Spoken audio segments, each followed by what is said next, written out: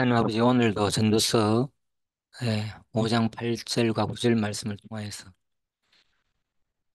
하나님께서 얼마나 인간을 사랑하시고 또 사랑한 만큼 하나님께서 인간을 또 심판하시는 하나님을 배우고자 합니다.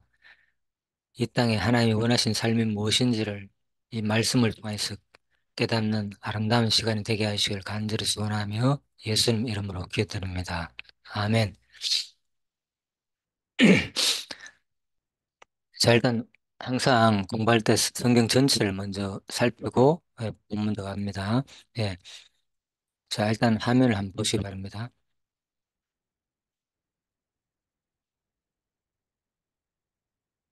자, 전도서는 1장에서 12장 돼 있다고 얘기했습니다. 자, 구조는 세 달라고 돼 있고 모든 것이 헛되다는 것이 대주제이고 그것을 논하는 겁니다.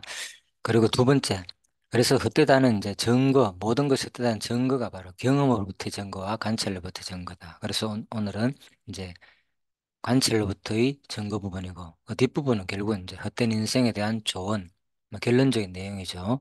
자, 이렇게 구성되어 있습니다. 두 번째, 관찰로부터의 증거 부분에서 봅니다.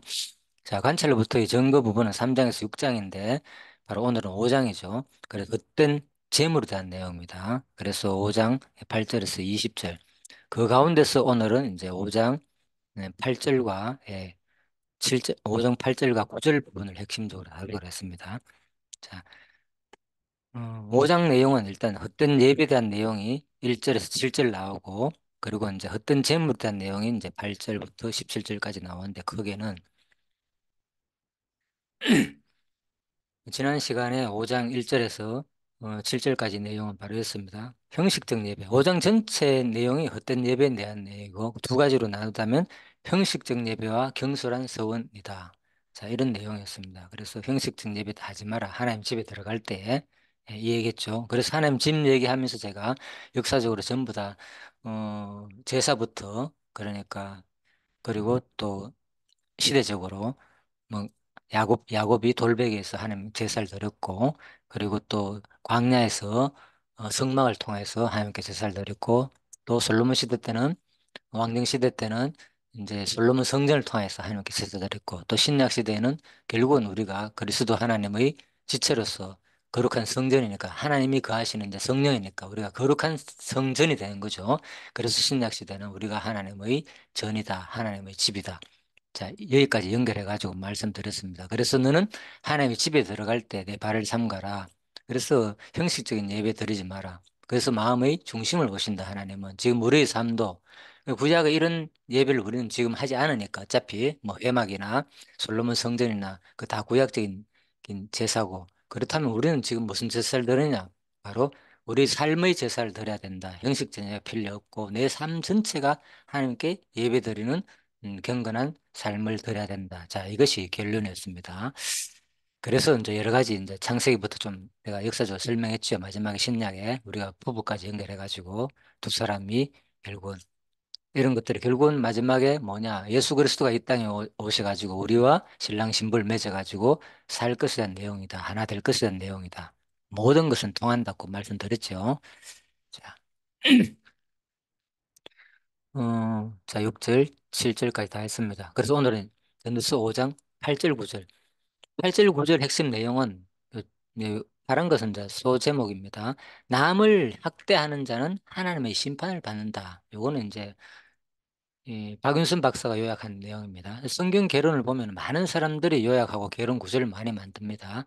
그래서 제가 이렇게 합당하게 쭉 여러 가지 구조를 살펴보고 그중에서 가장 쉽고 이해되는 것을 제가 옮겨가지고 하는 겁니다. 또 제가 변형해가지고 나름대로 할 수도 있고, 뭐 누가 하든 상관없습니다. 아무튼 그냥 참고하시기 바랍니다. 자, 전도서 5장 8절에서 9절 내용은 간단하게 얘기하면 남을 학대하는 자는 하나님의 심판을 받는다, 이런 내용입니다. 그래서 5장 이제 8절 부분을, 자, 8절과 9절을 일단 같이 한번 보도록 하겠습니다. 자, 8절 9절을 한번 같이 한번 읽어 봅시다, 일단. 어. 같이 읽읍시다. 너는 어느 지방에서든지 빈민을 학대하는 것과 정의와 공의를 짓밟는 것을 볼지라도 그것을 이상히 여기지 말라. 높은 자는 더 높은 자가 감찰하고 또 그들보다 더 높은 자들도 있음이니라. 땅에 속한 모든 사람을 위하여 왕도 밭에 보상을 예, 받느니라. 구절은 땅의 소산은 모든 사람을 위하여 있나니 왕도 밭의 소산을 받느니라. 자, 이 두 가지 내용입니다. 먼저, 예? 빈민을 학대하니까 아니 여러 사람을 다 포함하는 여기 지금은 빈민이라고 일조, 일단 예, 보통 학대받는 자들이 빈민 중심이니까 그래서 빈민을 학대하지 마라. 예, 그 얘기죠. 하죠. 예, 아무르트, 예, 그 말이죠. 예.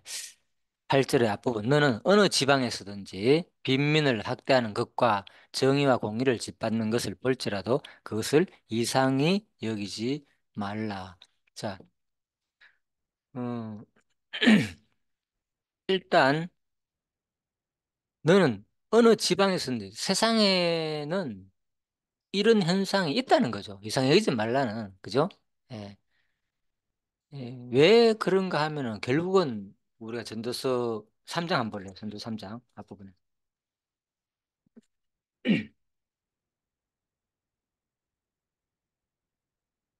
우리가 그런 일들이 일어난다 해가지고 이상히 여길 것이 없다는 말은, 그죠? 어, 왜 이상히 여기면 안 되는가? 그 생각할 수 있잖아요. 우리 볼 때는 그건 불합리하다. 오히려 이상히 여겨야 될 일들이잖아. 그런 일이 일어나면은. 근데 성경 그걸 이상히 여기지 말라 그러는 거예요. 왜 이상히 여기지 말라 그랬을까? 일단 어렵죠. 그죠? 이 부분도.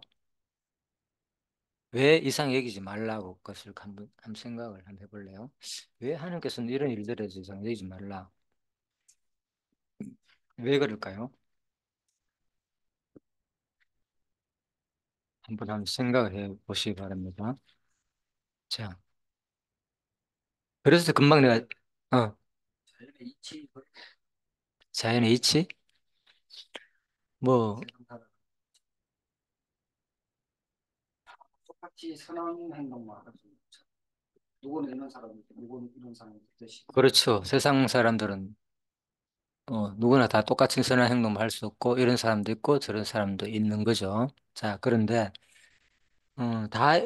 그것도 맞는 말이겠지만은, 성경의 답은, 일단 제가 전주 3장을 보락하는 이유가, 한번 볼까요? 범사에 기한이 있고, 천하만사가 다 때가 있다 그랬잖아요. 천하만사가.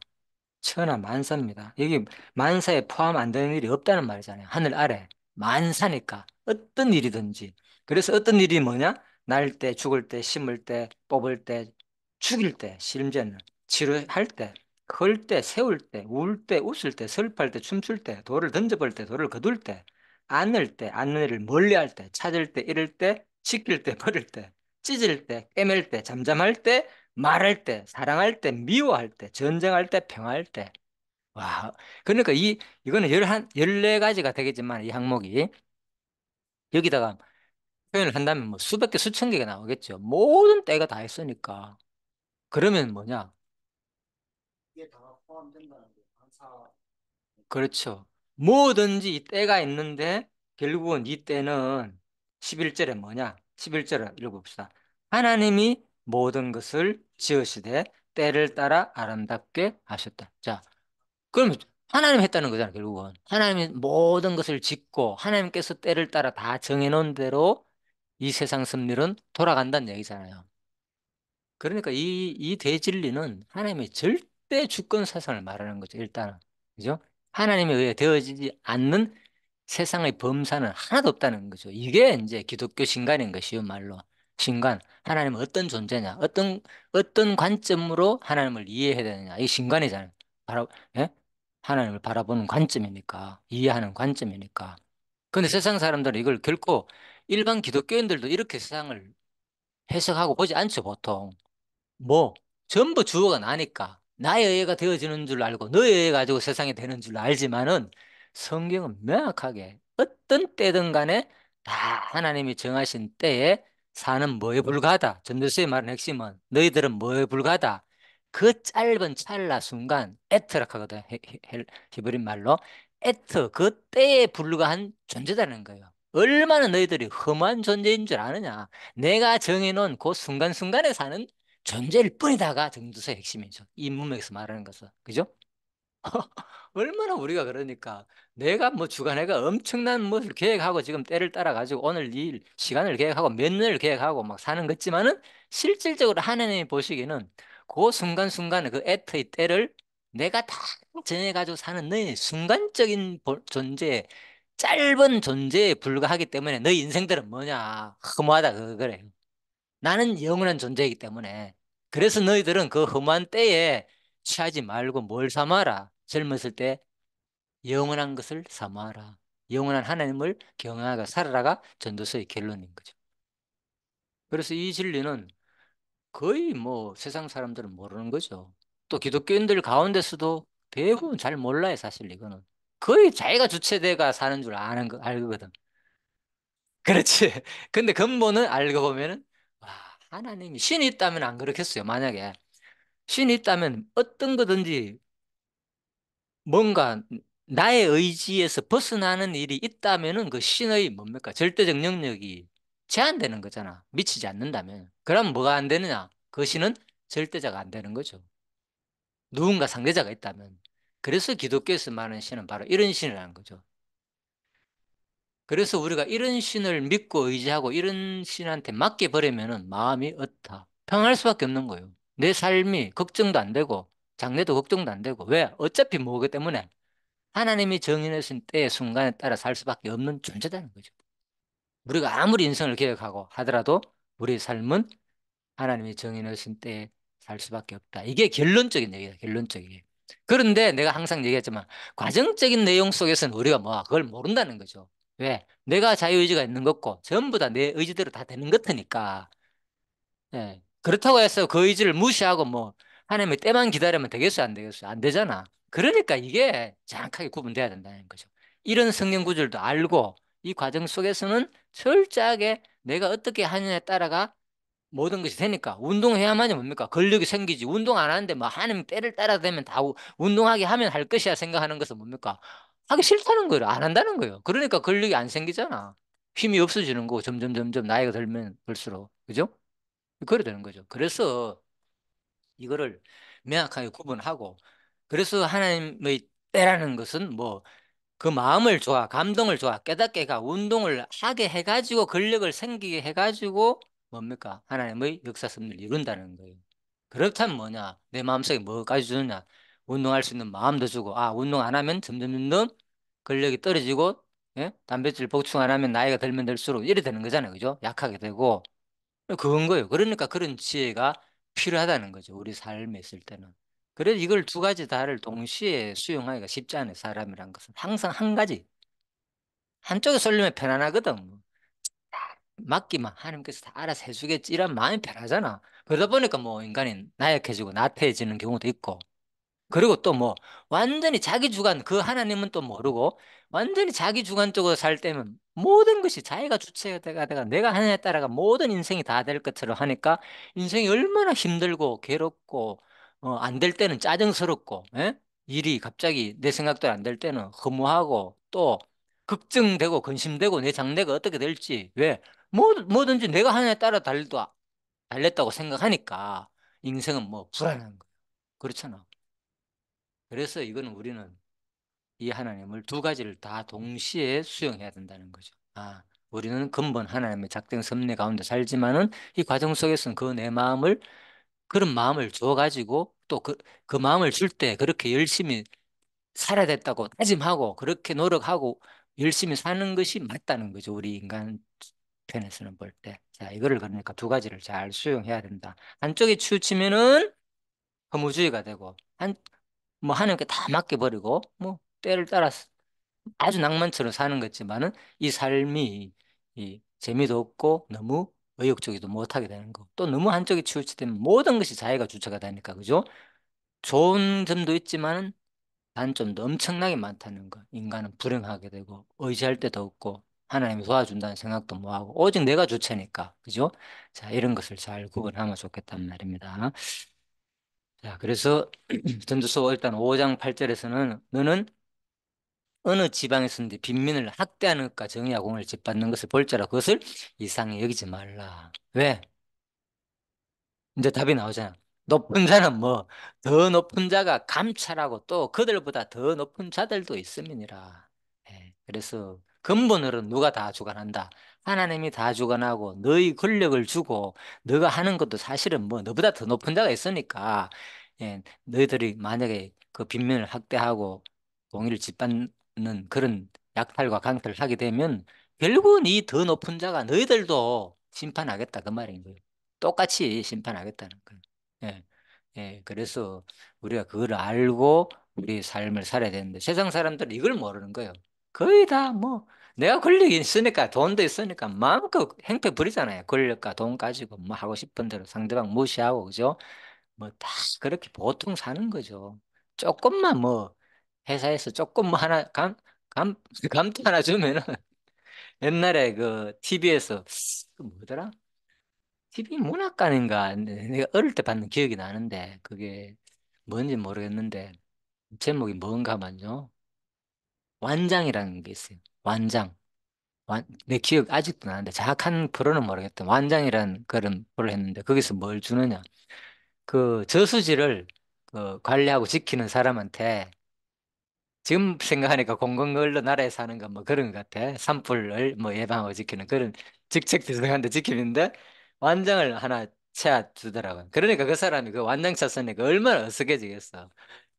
그 완전 가지고 뭐 행세를 하면서 나름대로 권력 부리는 거, 뭐 또 새로운 기분으로 사는 그런 내용 같아. 그러니까 인간은 아무것도 아니지만은 그거 하나만 주더라도, 완장 하나만 찾더라도 뭐 자기가 대단한 뭔가 된 것처럼 그렇게 그게 인간의 본성이다. 뭐 그런 것 같아 보니까.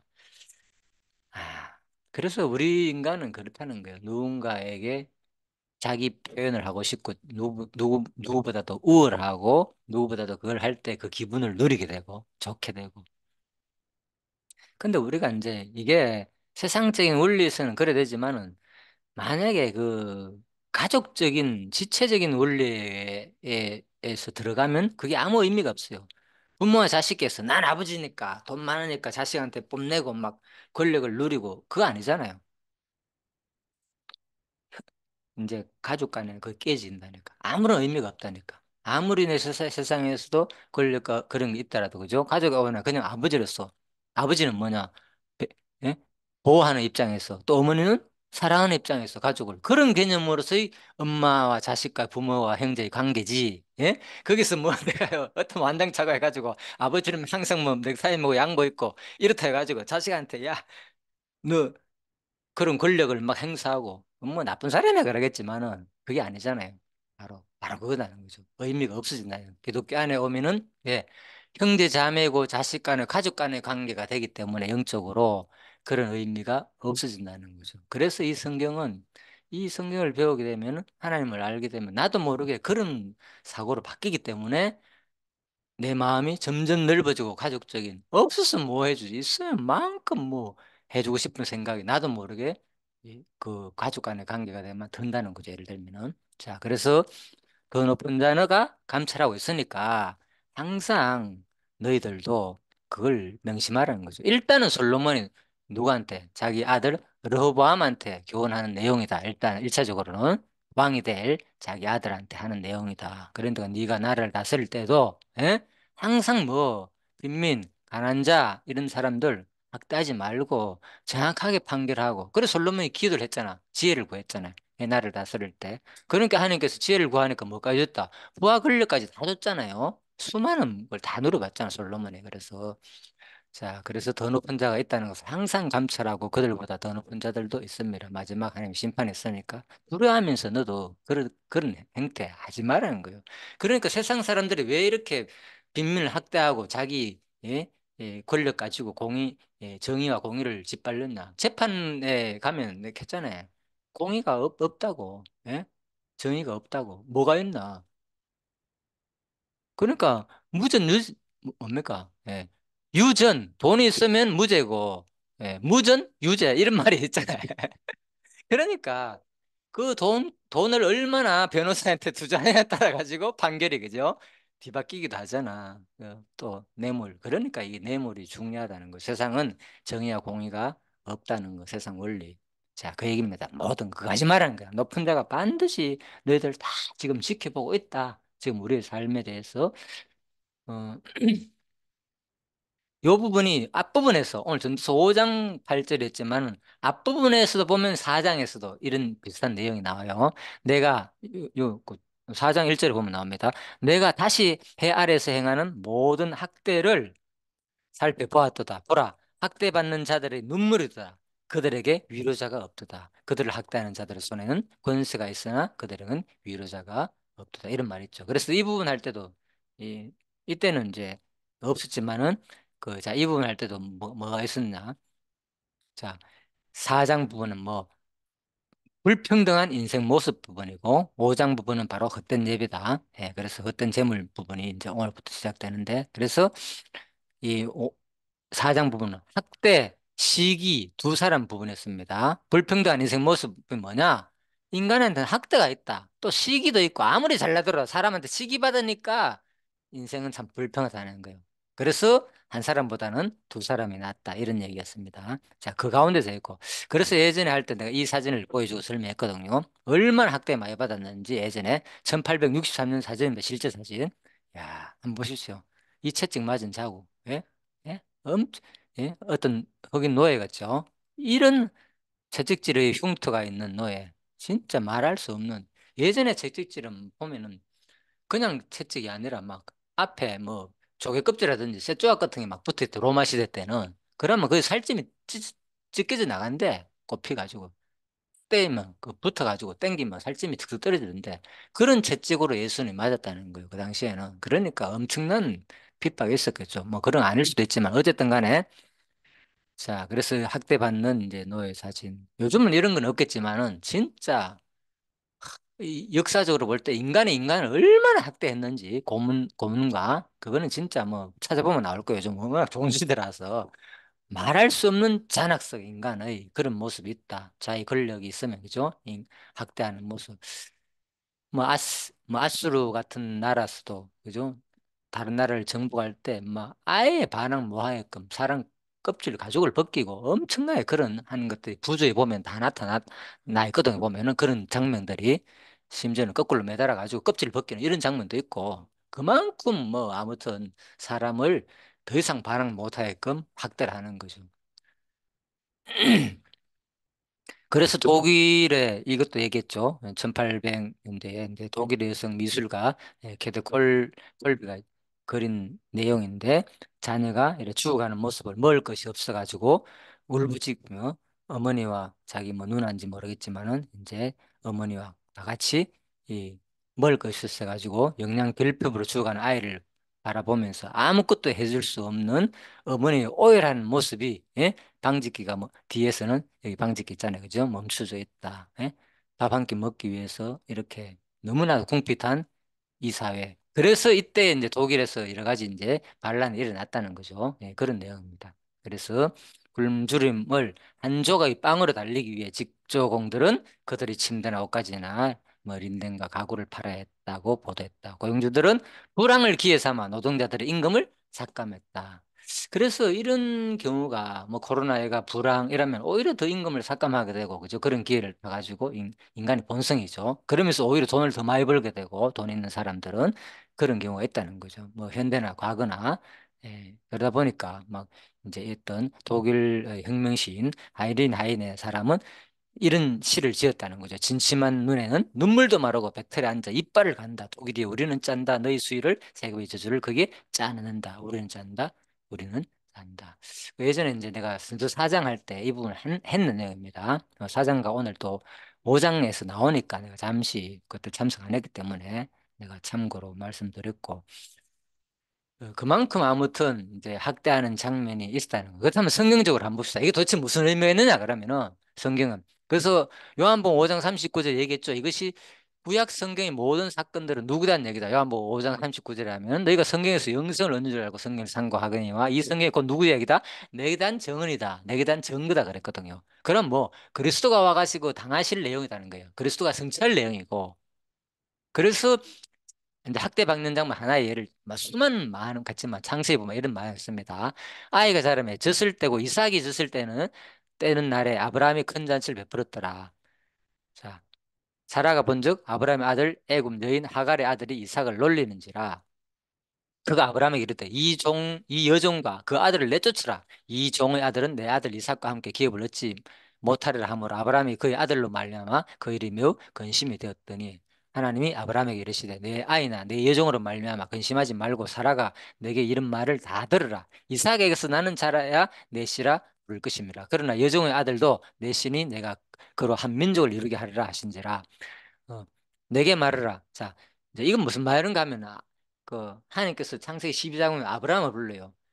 구약의 인물들은 크게 일단은 성경 흐름은 이제 지금 어 아담 하와, 예, 그 다음에 이제 큰 인물들은 뭐 노아 사건 나오잖아요. 노아. 그 다음에 뭔가 하면 아브라함 나와. 아브라함, 이삭, 야곱. 예, 그 다음에 이제 야곱 이후에 요셉이 나오고 애고의 총리가 돼가지고 이스라엘 백성들을 홍해에서 구원해내는 그 모세가 태어나가지고 이렇게 되는데 고전에 한, 한 2000년대 기원전 이제 아브라함이 나와요. 유명한 인물. 그래, 아브라함이 이제 여종이 있었는데 자식을 못 낳으니까 여종을 통해서 아들 낳는 거라 먼저. 그게 누군가 하면 이제 이스마엘이라. 예, 여종 하갈을 통해서 아들 낳았고 자기 본부인 사라는 아이를 낳지 못했어. 그러니까 이제 하갈을 통해서 먼저 난 아들이 누구? 사라를 통해서 낳은 본부인의 아들을 괴롭히는 게 행위니까 그런 사건 얘기가 나온다는 거예요. 그래, 이 사건이 무엇을 말하느냐? 당연히 뭐 형제가 크니까 동생을 때렸고 괴롭힐 수도 있잖아. 그런데 이 사건이 뭘 말하냐? 신약에서 해석해 준다는 거죠. 아까 요한복음 5장 39절에 의하면 성경은 누구에 대한 증거다? 내게 대한 증거다 그랬잖아요. 그러니까 성경을 해석을 이래 해야 되는 거예요, 항상. 자, 성경 해석의 원리는 뭐냐? 가장 기본은 문맥적, 문법적 해설을 해야 되고, 그리고 역사적 해설을 해야 되고, 그 다음 무슨 해석해야 한다? 신학적 해석해야 된다. 그래서 이게 세 번째가 바로 신학적 해석입니다. 역사적 해석은 알잖아요. 아브라함 시대고, 그리고 문맥적 해석은 사라와 문법이니까, 그 내용, 전후 맥락, 본부인에서 난 아들은 적고, 예? 하갈, 첩에서 난 아들은 크니까 당연히 괴롭혔다. 그래가지고 첩에서 난 아들을 결국은 뭐 쫓아냈다. 이 내용인데 이게 무슨 의미가 있느냐는 거죠.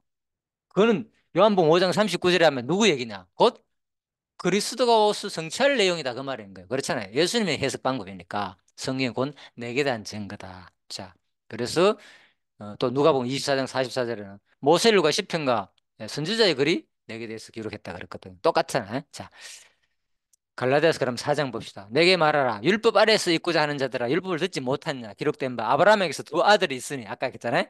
하나는 여종에서 하갈, 하나는 자유하는 여자에게서 났다. 자유하는 여자는 본부인 사라, 하나는 하갈. 났다 하였으니 여종에게서 육체를 따라 났고 여종에게서는 육체를 따라 났고 자유하는 여자에게서는 약속으로 말미암아 났느니라.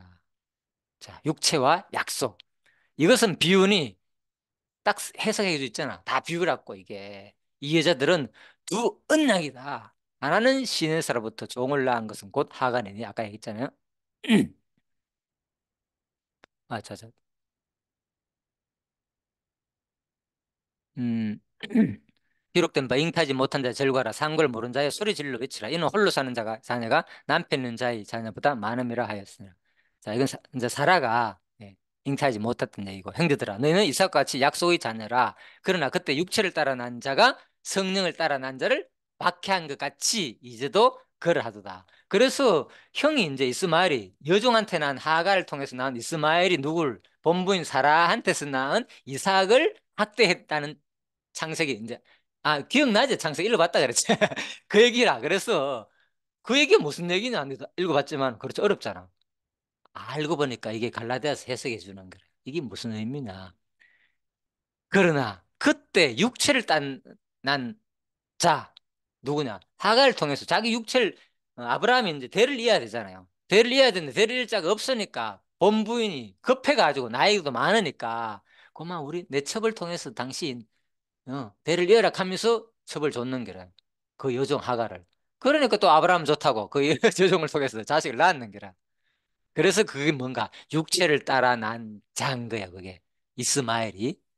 그래서 이스마엘